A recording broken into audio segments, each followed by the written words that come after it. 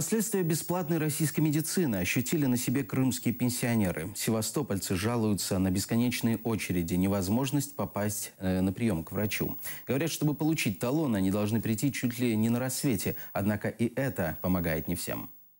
Пришла позавчера? Нет талону. Приходите в пятницу на сентябрь. Я с июля хожу, и к главному врачу записаться не могу. Месяц придешь, то врач на больничном, то и у врача вообще нет, то он уволился. И вот так и ходим, и ходим, и ходим. Я стою с 7 часов. 7 часов. С 7 стою. И каждый раз приходишь, невозможно никуда попасть к врачу. Невозможно. Верните нам старые записные журналы. Сейчас самый настоящий безобразие. Самый настоящий. Раз в месяц вы можете записаться только, да? Житель Севастополя. 40 лет живу в Севастополе. И никакого такого безобразия здесь никогда не было. Вот почему-то сейчас. И меня его убрали, но ничего не изменилось. Я диспансерная у эндокринолога.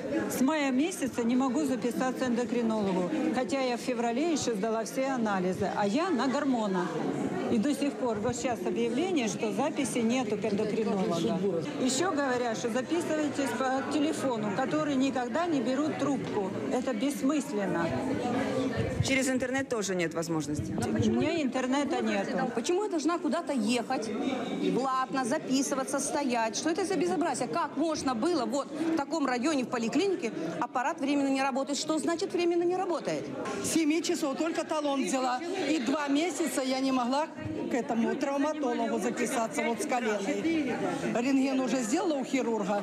А если показать снимки и назначить мне лечение, я вот 1,5 месяца.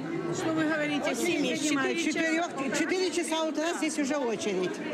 Да и поликлинику, единственное, да. Больше что не могу сказать.